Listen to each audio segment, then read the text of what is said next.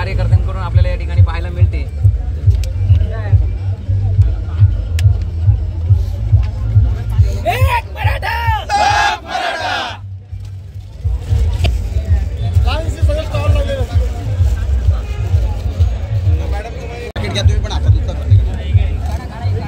Madam, हे packet बनवण्यासाठी इथे तुम्हाला संपूर्ण पुरुष वर्ग दिसत असेल, पण या पॅकेटच्या मागे जर महत्त्व कोणाचं असेल, मेहनत कोणाची असेल, तर घरात बसलेल्या सगळ्या मराठी माता भगिनी ज्या आहेत त्यांनी सकाळी पाठे उठून या ठिकाणी कोणी चटणी दिलेली आहे, कोणी भाजी दिलेली आहे।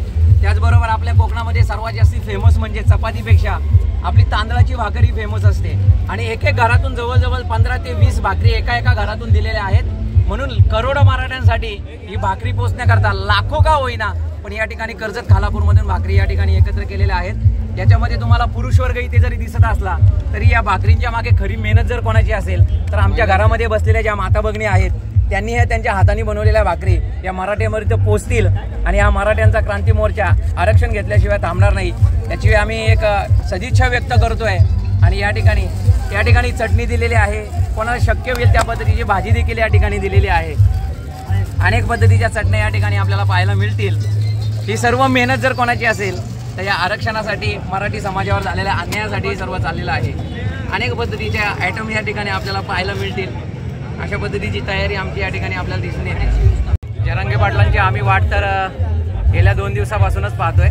जसे पुण्यामध्ये ताफा आलाय तिथून मराठ्याचे वादळ काय असतं हे मुंबईला जाऊन पोहोचलेलं आहे आणि मुंबईकरांना देखील समजलेलं आहे वादळ आता मुंबईपर्यंत येऊन ठेपणार आहे आणि याची तयारी आम्ही कोकणवासी अशी करतोय की जरांगे पाटील साहेब इथे येऊन पोहोचणारच आहेत आणि त्याच्याबरोबर आलेले करोड मराठा जे आहेत त्यांची एक व्यवस्था व्हावी म्हणून 2 दिवसापासून आम्ही कोकणस्थ सर्व तयारीला लागलोत आणि 2 दिवसापासून गेल्या 2 दिवसापासून भाकरी आणि चटणी याच्या सर्व परिसरामध्ये प्रत्येक कार्यकर्त्यांनी, मराठा समाजाने, सर्व बांधवांना सांगून आज लाखो भाकरीची व्यवस्था या ठिकाणी त्या सगळ्या आमच्या मराठी बांधवांसाठी केलेली आहे।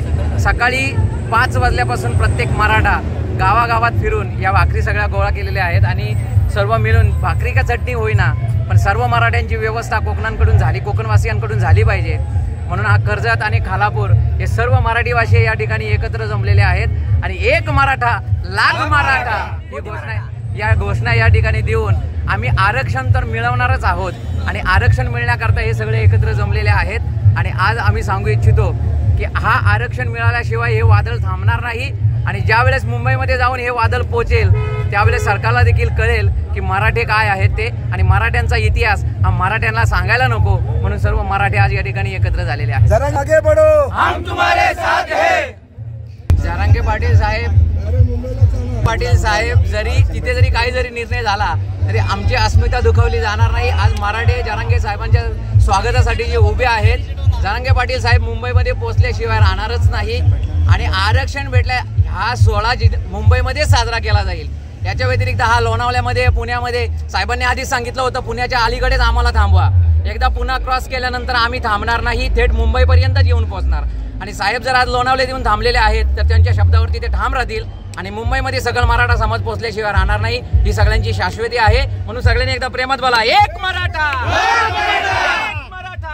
जरांगे पाटील साहेब तुम आगे बढ़ो, हम तुम्हारे साथ हैं। छत्रपती शिवाजी महाराज की जय।